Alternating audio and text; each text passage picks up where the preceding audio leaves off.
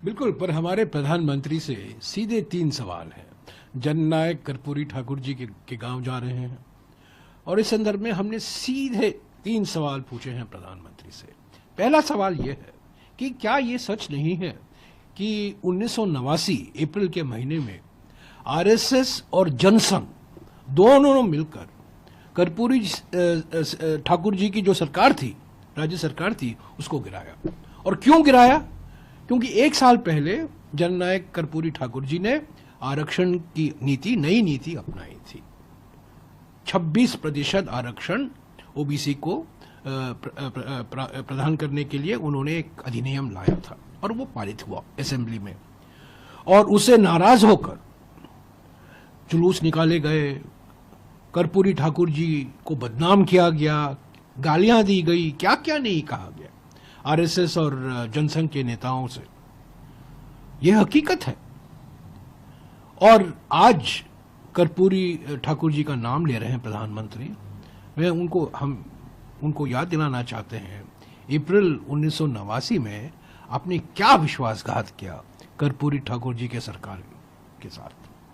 दूसरा सवाल यह है कि जाति जनगणना की मांग जब कांग्रेस के नेता राहुल गांधी जी, मल्लिकार्जुन खड़गे जी, सभी लोगों ने उठाई, तो प्रधानमंत्री 28 अप्रैल 2024 को कहते हैं कि जो लोग जाति जनगणना की बात करते हैं उनकी सोच नक्सल सोच है।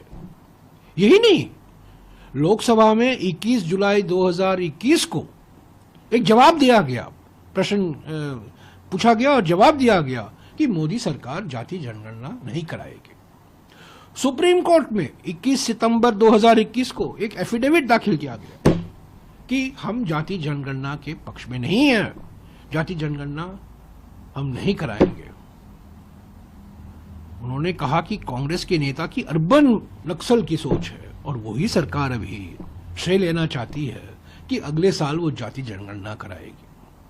और तीसरा सवाल कि जो महागठबंधन की सरकार थी, जाति सर्वेक्षण कराया और उसके आधार पर 65% आरक्षण दलित, आदिवासी, ओबीसी, ईबीसी समुदायों को के लिए एक अधिनियम लाए।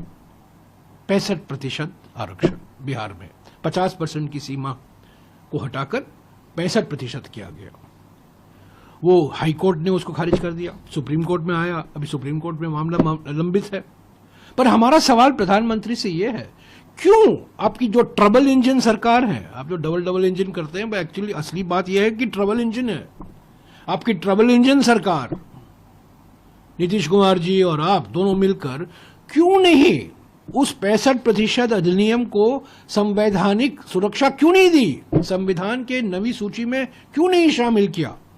30 साल पहले 1994 में कांग्रेस की सरकार, तत्कालीन कांग्रेस की सरकार, जब नरसिम्हा राव जी प्रधानमंत्री थे और सीताराम केसरी हम सामाजिक कल्याण मंत्री थे, तमिलनाडु के 69% आरक्षण को, अधिनियम को नवी सूची में शामिल किया, यानी कि संवैधानिक सुरक्षा उसको प्राप्त हुई। क्यों नहीं आपने बिहार के अधिनियम को आपने क्यों नहीं वो सुरक्षा दी जो कांग्रेस सरकार ने तमिलनाडु की सरकार के आरक्षण अधिनियम को दिया था। तो ये हमारे 3 सवाल हैं।